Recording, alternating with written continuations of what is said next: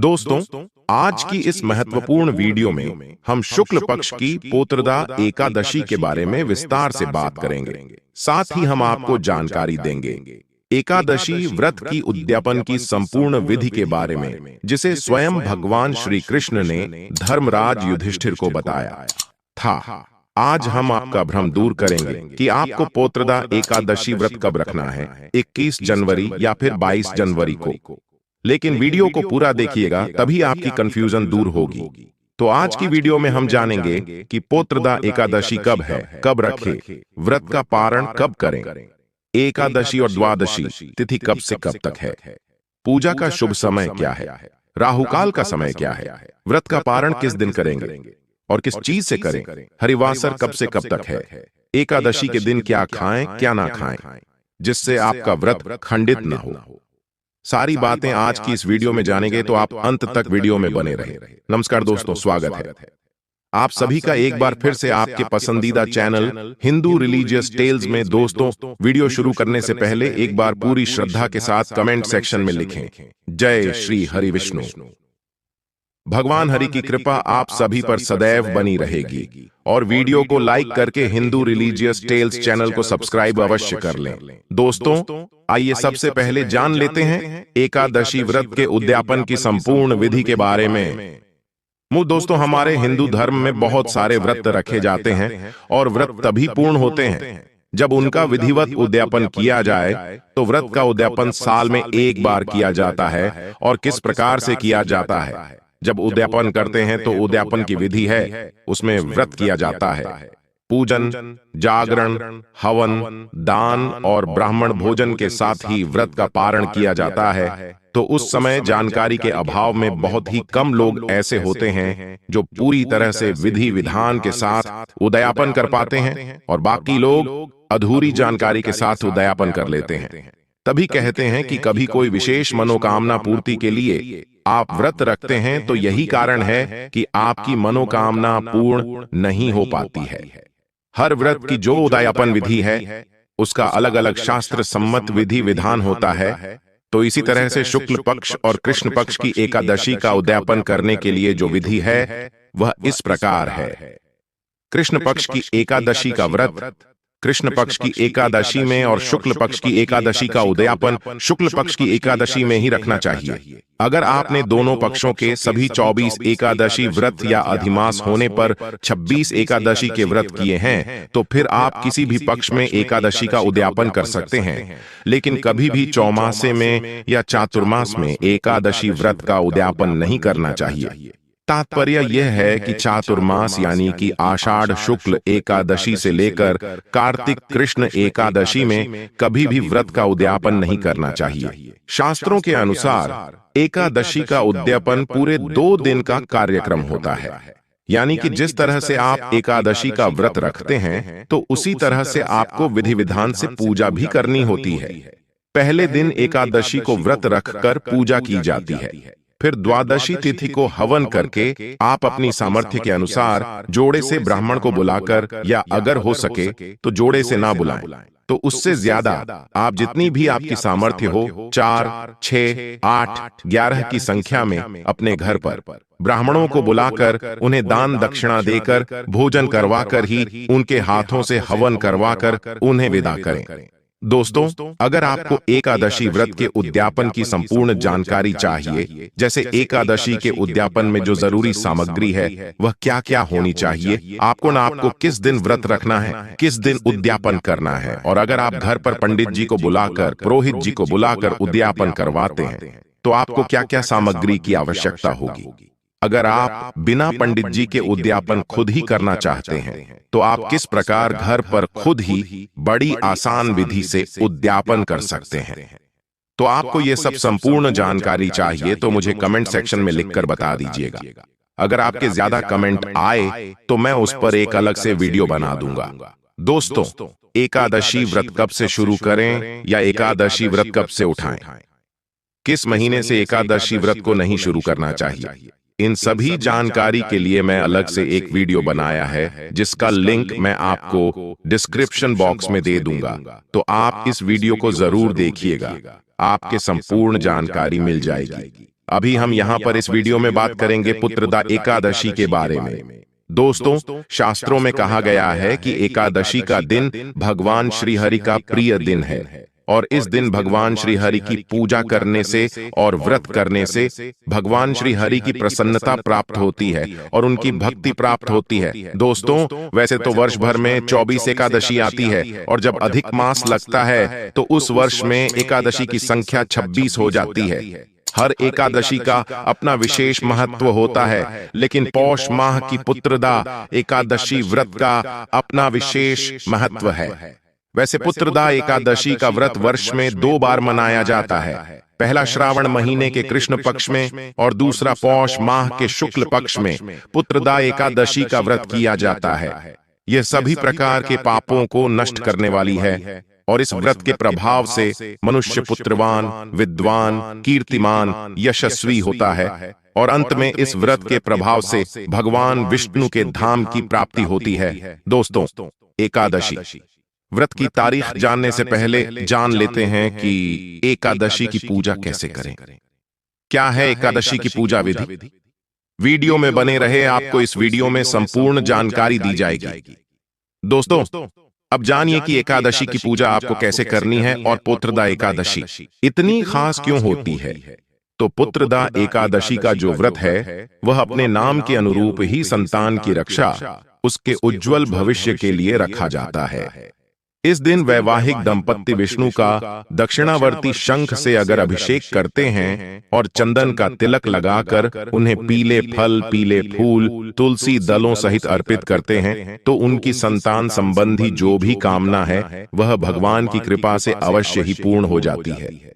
अगर संतान की कुंडली में किसी भी तरह का कोई ग्रह दोष है, किसी भी तरह की कोई समस्या उनके जीवन में है, तो वह समस्या भी इस दिन व्रत रखने से दूर हो जाती है। निसंतान दंपतियों को मिलकर इस एकादशी का व्रत रखना चाहिए। अगर पति पत्नी दोनों एक साथ व्रत ना रख पाए तो दोनों में से कोई भी एक विधि विधान से नियमों का पालन करते हुए सच्चे मन से इस व्रत को धारण कर सकता है। और सबसे जरूरी बात, अगर आप संतान प्राप्ति, अपनी संतान से जुड़ी जो भी समस्याएं हैं उसके निवारण के लिए इस दिन व्रत रख रहे हैं तो भगवान श्री कृष्ण के बाल स्वरूप की पूजा अवश्य ही करें।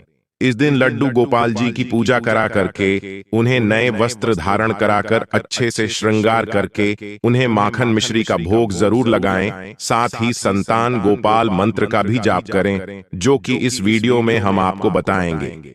दोस्तों, जो भी एकादशी का व्रत धारण करने वाले हैं उन्हें चाहिए कि दशमी तिथि के दिन सूर्यास्त होने से पहले ही शुद्ध और सात्विक आहार ग्रहण कर लेनी चाहिए। दशमी, एकादशी, द्वादशी, इन 3 दिनों तक और सात्विकता का पालन करना चाहिए। तामसिक वस्तुओं का प्रयोग नहीं करना चाहिए। नशीले पदार्थों आदि का सेवन नहीं करना चाहिए। भक्तिपूर्वक भगवान का, जो कि व्रतधारी को चाहिए कि 10वीं की सूर्यास्त से पहले ही भोजन ग्रहण कर ले और 10वीं की रात को ब्रह्मचर्य का पालन करते हुए भगवान विष्णु के नामों का और एकादशी व्रत का स्मरण करते हुए सोना चाहिए। एकादशी की सुबह ब्रह्म मुहूर्त में उठकर के नित्य क्रियाओं से निवृत्त होकर के गंगा नदी में स्नान करना चाहिए। गंगा नदी में स्नान नहीं कर पाए तो घर के नहाने के पानी में ही थोड़ा सा गंगा जल मिला करके स्नान करना चाहिए। शुद्ध वस्त्र धारण करके व्रत का संकल्प लेना चाहिए। भगवान विष्णु से प्रार्थना करनी चाहिए कि हे भगवान विष्णु के माता लक्ष्मी, आज मैं पुत्रदा एकादशी का व्रत धारण करने जा रहा हूँ या करने जा रही हूँ। इस प्रकार से भगवान से प्रार्थना करें कि यह व्रत मेरा निर्विघ्न पूर्ण हो, हमें पुण्य फलों की प्राप्ति हो, हमारे सभी प्रकार के पापों का नाश हो। आपके मन में जो भी इच्छा हो, जो भी कामना हो, वह भगवान विष्णु से कहे। पुत्रदा एकादशी के दिन, जो कि भगवान विष्णु माता लक्ष्मी और भगवान विष्णु के नारायण स्वरूप का पूजन किया जाता है, इस दिन भगवान का पूरे विधि विधान के साथ सुबह और शाम के वक्त पूजन करना चाहिए। गंध, पुष्प, धूप, दीप आदि से भगवान का पूजन करें। विशेष प्रकार से जो कि बछड़े वाली गाय हो, जिस गाय का बछड़ा हो, उस गाय के दूध से भगवान की प्रतिमा को स्नान करा करके उसे प्रसाद के रूप में ग्रहण करना चाहिए। इससे भगवान विष्णु, भगवान नारायण अपने भक्तों पर अति प्रसन्न होते हैं और इससे अनंत फलों की प्राप्ति होती है। तो इस दिन बछड़े वाली गाय के दूध से भगवान का अभिषेक अवश्य ही करें और उसे प्रसाद के रूप में ग्रहण भी करना चाहिए। निवेद में दूध से बनी वस्तुओं का भगवान को भोग लगाए, आर्तुफल आदि का भगवान को भोग लगाना चाहिए। भगवान विष्णु को अक्षत नहीं चढ़ाया जाता है, इस बात का ध्यान रखें। अक्षत के जगह उन्हें काले तिल या सफेद तिल अर्पित करें। भगवान को तुलसी दल अवश्य चढ़ाएं। उसके बिना भगवान विष्णु का पूजन संपन्न नहीं माना जाता है। तो तुलसी दल भगवान विष्णु को अर्पित करें और फिर पुत्रदा एकादशी की कथा श्रवण करनी चाहिए, भगवान की आरती करनी चाहिए। भगवान अपने भक्तों पर अति प्रसन्न होते हैं। इस प्रकार से एकादशी के दिन भगवान का पूजन करें और रात्रि में जागरण करते हुए समय को व्यतीत करना चाहिए और द्वादशी की सुबह उठ करके नित्य क्रियाओं से निवृत्त होकर के स्नान करके शुद्ध वस्त्र धारण करके भगवान का पूजन और आरती कर ले। इसके बाद ब्राह्मणों को भोजन करवाएं। ब्राह्मणों को दान और दक्षिणा दें, गरीबों को भोजन करवाएं और फिर समय के अनुसार व्रत का पारण करना चाहिए। इस प्रकार व्रत को धारण करने से संतान को संतान प्रदान करने वाली, सभी प्रकार के पापों का नाश करने वाली है और यह सभी प्रकार से मंगल का कारक व्रत है। व्रत के दौरान कुछ बातों का ध्यान रखना चाहिए। एकादशी तिथि के दिन और दशमी तिथि के दिन जो कि चावल ग्रहण बिल्कुल भी नहीं करनी चाहिए। इस दौरान तामसिक वस्तु का, नशीले पदार्थों का सेवन नहीं करना चाहिए। मांस, मदिरा, लहसुन, प्याज आदि का प्रयोग बिल्कुल भी ना करें और ब्रह्मचर्य का पालन करें। किसी के ऊपर क्रोध नहीं करनी चाहिए। अपने मन में किसी के प्रति ईर्ष्या द्वेष का भाव नहीं लाना चाहिए। पूर्ण श्रद्धा भक्ति भाव के साथ भगवान का पूजन करना चाहिए। ओम नमो भगवती वासुदेवाय, ओम नमो नारायणा मंत्र का जप करना चाहिए। पुण्य फलों की प्राप्ति होती है। दोस्तों, चलिए अब जान लेते हैं कि एकादशी व्रत कब रखा जाएगा। लेकिन उससे पहले अभी तक आपने वीडियो को लाइक नहीं किया तो वीडियो को लाइक करके हिंदू रिलीजियस टेल्स चैनल को सब्सक्राइब अवश्य कर लें और हाँ, पास वाले बेल आइकन का बटन दबाना बिल्कुल भी ना भूलें। तो आइए जानते हैं पौष मास की पुत्रदा एकादशी का व्रत कब रखें। पौत्रदा एकादशी 20 जनवरी 2024 दिन शनिवार शाम 7:29 से प्रारंभ होगी। एकादशी तिथि की समाप्ति है 21 जनवरी 2024 दिन रविवार को शाम 7:29 पर। तो हमें शुद्ध रूप से सूर्योदय व्यापनी के अनुसार एकादशी व्रत के लिए समय प्राप्त हो रहा है। तो वह समय है 21 जनवरी 2024 दिन रविवार। तो आपको इसी दिन व्रत को धारण करना है और द्वादशी तिथि प्रारंभ होगी 21 जनवरी रविवार की शाम 7:28 पर और 22 जनवरी सोमवार की शाम 7:52 पर समाप्त हो जाएगी। इस व्रत का पारण जो कि 22 जनवरी को किया जाएगा, एकादशी व्रत का पारण जो कि हरिवासर समाप्त होने के बाद किया जाता है। हरिवासर का समय द्वादशी का पहला चौथाई हिस्सा हरिवासर का होता है। उसे छोड़ करके एकादशी व्रत का पारण करना चाहिए। इस बार पुत्रदा एकादशी व्रत का पारण जो कि 22 जनवरी को किया जाएगा। पारण का समय सुबह 7:14 से सुबह 9:21 तक व्रत का पारण किया जाएगा। आधा पुत्रदा एकादशी व्रत का पारण जो कि गोमयेन पारण है, यानी कि गाय के गोबर से व्रत का पारण है। यह संभव ना हो पाए तो आप तुलसी दल, जल या फल से व्रत का पारण करें। 21 जनवरी को सूर्योदय का समय है। वह समय सुबह 6:44 और सूर्यास्त शाम 5:33। राहु काल का जो समय होगा वह समय शाम 4:12 से शाम 5:33 तक होगा और 22 दिसंबर को राहु काल सुबह 8:05 से सुबह 9:27 तक होगा।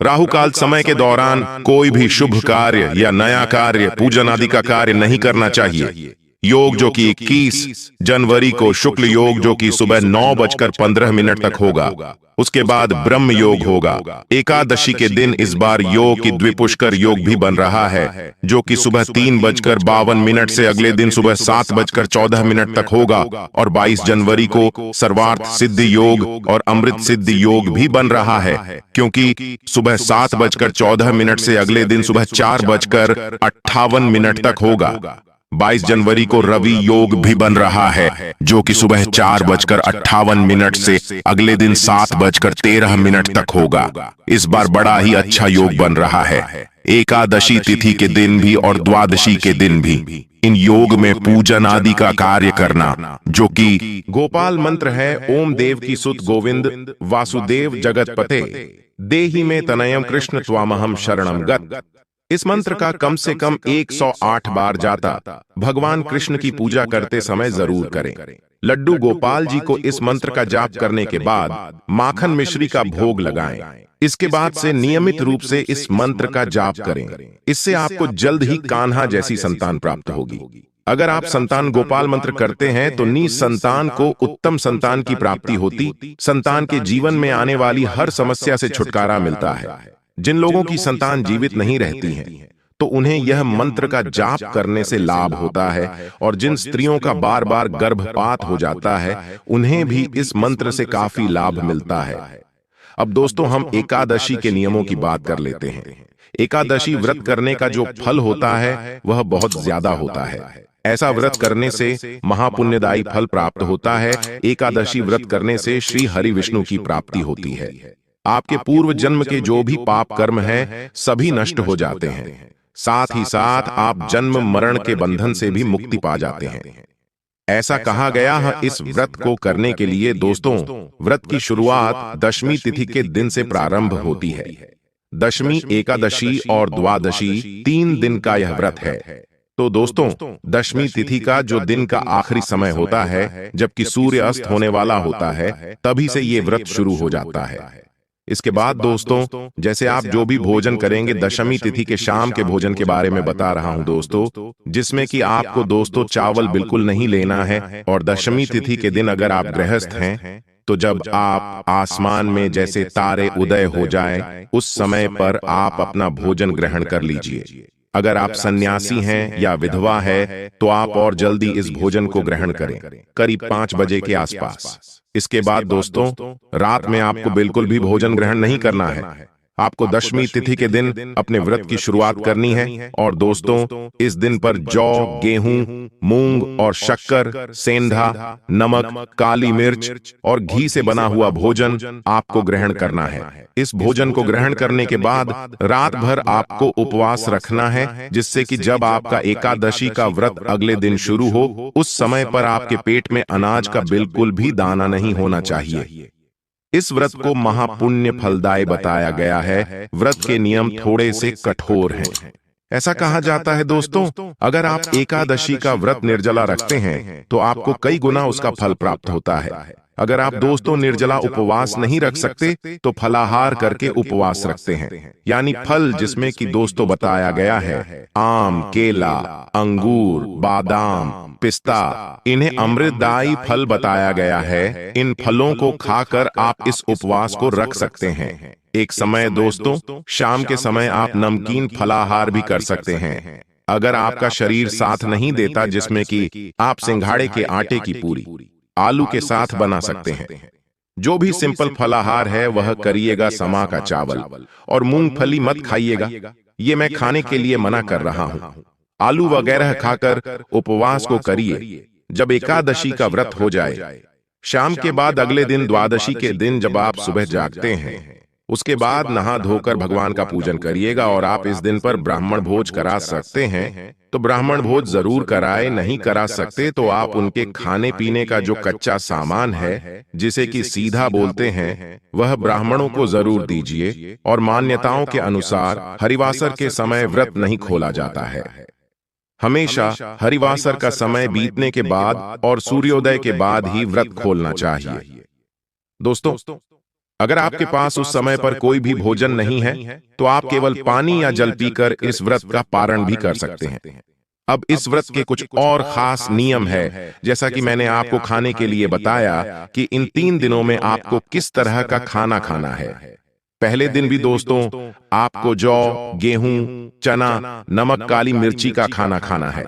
वैसे ही खाना दोस्तों द्वादशी के दिन पर भी खाना है। और ऐसा कहा जाता है, दशमी और द्वादशी के दिन अगर आप एक समय भोजन करते हैं, तो इसे श्रेष्ठ बताया गया है। पर अगर आपका शरीर साथ नहीं देता तो आप दोनों समय भोजन अवश्य कर सकते हैं। इसके अलावा दोस्तों, इस दिन व्रत शुरू कर रहे हैं, तब दोस्तों दशमी, एकादशी और द्वादशी के दिन पर आपको क्या क्या नहीं खाना है। आपको मांस मदिरा नहीं लेनी है, प्याज लहसुन से बना हुआ खाना नहीं खाना है, कांसे के बर्तन में खाना नहीं खाना है। उसमें कुछ सब्जियां हैं जिन्हें बताया गया है, जैसे गोभी, गाजर, शलगम, पालक, इन सब्जियों को नहीं खाना है। शहद नहीं खाना है और तेल खाना भी वर्जित है। अगर दोस्तों आपके पास इतनी सामर्थ्य नहीं है तो आप खा सकते हैं। बाकी ये सभी चीजें खाना दशमी से द्वादशी के दिनों में, सभी 3 दिनों में यह सभी चीजें खाना वर्जित है, तो आपको ये खाना नहीं खाना है।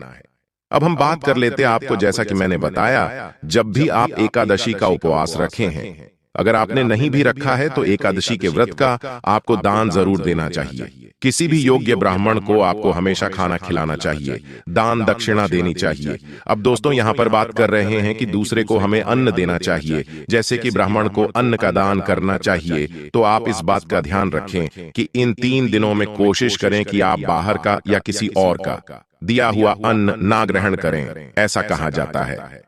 एकादशी के समय में अन्न में पाप का वास होता है, तो आप किसी और से अन्न ना लें। पराया अन्न लेना एकादशी के समय पर निषेध बताया गया है, तो आप किसी और से मांग के अन्न ग्रहण ना करें, बल्कि आप अपना भक्ति भाव के साथ उपवास रखें। दोस्तों, उम्मीद करता हूं अब आपको किसी प्रकार को भी कोई कंफ्यूजन नहीं होगा और यह जानकारी शास्त्र सम्मत जानकारी है, इसमें किसी भी प्रकार का कोई संदेह नहीं है। तो दोस्तों, वीडियो को लाइक कर दीजिए, हिंदू रिलीजियस टेल्स चैनल को सब्सक्राइब करके बेल आइकन का बटन अवश्य ही दबा दीजिए। मिलते हैं अपने अगले वीडियो में, तब तक के लिए धन्यवाद। अपना ख्याल रखना दोस्तों। ओम नमो भगवते वासुदेवाय नमः। जय मां लक्ष्मी।